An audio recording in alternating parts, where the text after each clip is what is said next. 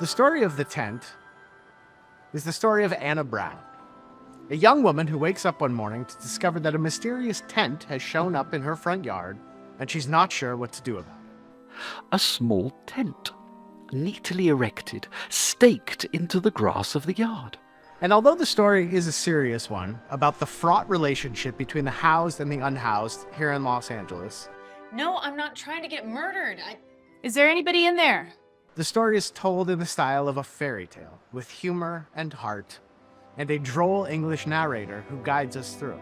Anna had found her place in the revolution, all without leaving the comfort of her home. Here's our writer, Martha Marion, talking about her inspiration for the piece. This story originates with some really impactful experiences I had with a few individuals who were experiencing homelessness, these really beautiful connected relationships that had a point at which we could cross a gap no further. And the complicated feelings and thoughts in my own mind.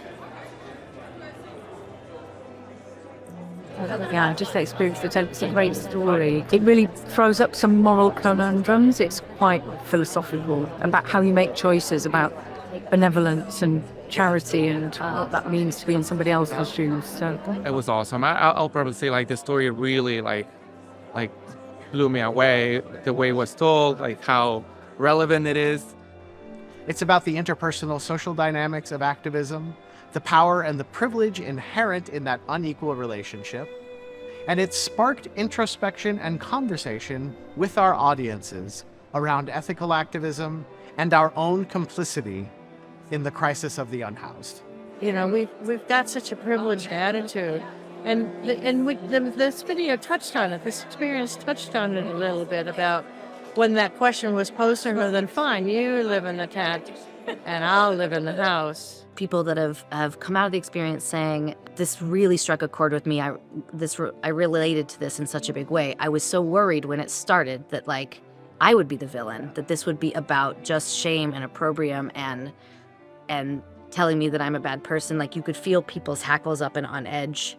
We had a really similar experience to this. Like, we're an arts organization working with people with disabilities. So this man came and knocked on the door, an Iraqi man. He didn't speak a lot of English, and he came in. We invited him in. He wanted to draw. He said, so, sure, we got pen and paper. Then he started hanging out on the porch, and he bought a rice cooker and was plugging that into our outdoor plug and pretty much living on our porch. And he wasn't hurting anything, so we let him stay. And then It became more apparent that he was probably unhoused, even though we weren't sure about that. And the fact that it discusses this relationship in a different way has allowed people, it seems, to really drop into the story in a way that they felt, okay, maybe I can engage.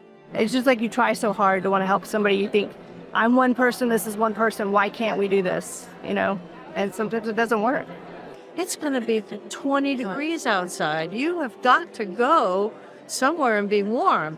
And then the thought was, well, I could just open the door and you could be warm in the house, you know? But that option never came up for me.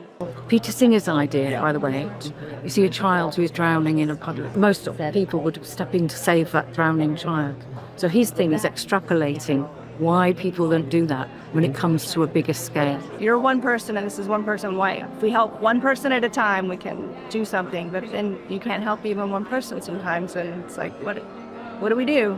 Maybe the next person. I mean, we're not going to stop trying. As a lifelong Angelino, I've witnessed firsthand the crisis of the unhoused go on for generations, despite the best efforts of thousands of hardworking, smart, empathetic, activists, nonprofits, and governmental organizations. The crisis is seemingly intractable.